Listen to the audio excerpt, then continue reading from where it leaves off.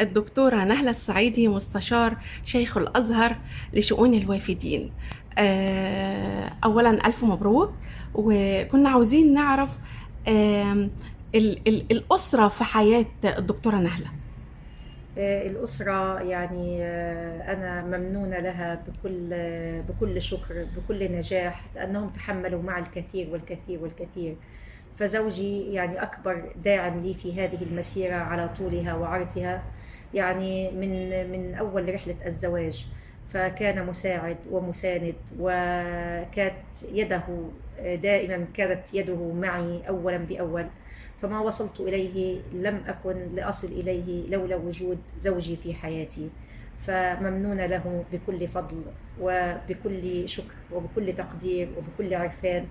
أولادي تحملوا معي الكثير والكثير والكثير، والحمد لله. يعني كنت دائما ما أحاول أن أوازن بين بيتي وأسرتي وبين العمل، لكن في النهاية لابد أن تكون هناك أطراف داعمة، لأن الإنسان لن يكون عطاؤه مكتمل 100%. فشأن أي عمل بشري شأنه ألا يكون مكتمل.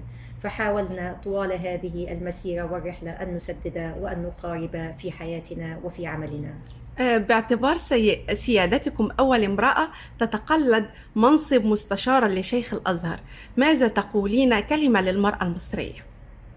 المرأة المصرية، يعني أنا أعتز جدا بأني امرأة وأني امرأة مصرية، وأنا أدعو كل امرأة مصرية أن تعتز بنفسها وبأسرتها وبعملها وبوطنها، وأن يكون عطاؤها يعني عطاء غير محدود، ألا تدخر جهدا، وأن يكون عندها أمل واسع عريض وطموح كبير، لأنها إذا أرادت لابد أن تحقق كل طموح لها وكل أمل لها، لأنها بالفعل قادرة وبالفعل تستطيع. والمرأة المصرية يعني تمتاز بمميزات عديدة جدا. هي مرأة يعني قادرة، مرأة مجاهدة، مرأة مصابرة مثابرة. فالحياة بطبيعتها يعني تحملها أعباء كثيرة جدا، أعباء في بيتها، أعباء على صعيد العائلة، على صعيد المجتمع، على صعيد العمل. فعليها بالصبر، عليها بالطموح، عليها بالأمل. أنا أفتخر بأني امرأة مصرية. ما هي أبرز الإنجازات التي قدمها المركز؟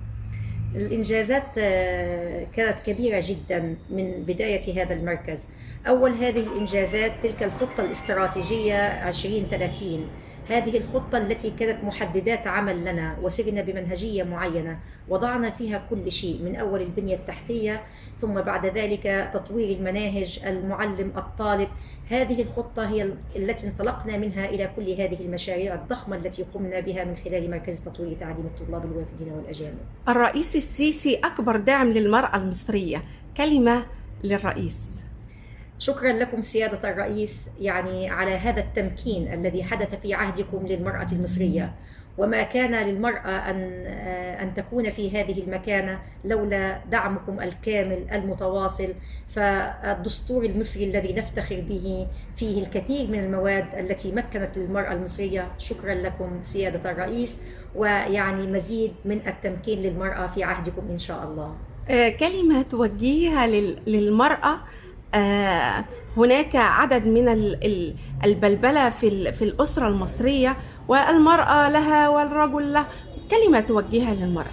أن تحافظ على أسرتها، وألا تدع هناك مجالا لهدم هذه الأسرة، لأنها لن تحيا بغير هذه الأسرة. الأسرة هي حياة المرأة الكبرى، وهي مصدر السعادة والفرح والسرور.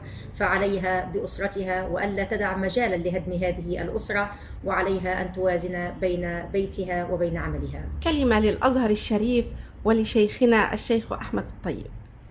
الشيخ فضيلة الإمام الأكبر، كلمة الشكر ناقصة في حقه والله، لما يقوم به من جهد، لا في داخل مصر فحسب، ولكن في داخل مصر وفي خارج مصر للإنسانية كلها. شكرا لكم فضيلة الإمام على ثقتكم الغالية التي أعتز بها، والتي هي تاج على صدري وتاج فوق رأسي ونيشان على صدري. الأزهر الشريف سأظل وفية لهذه المؤسسة العريقة، لأن خيرها على العالم كله.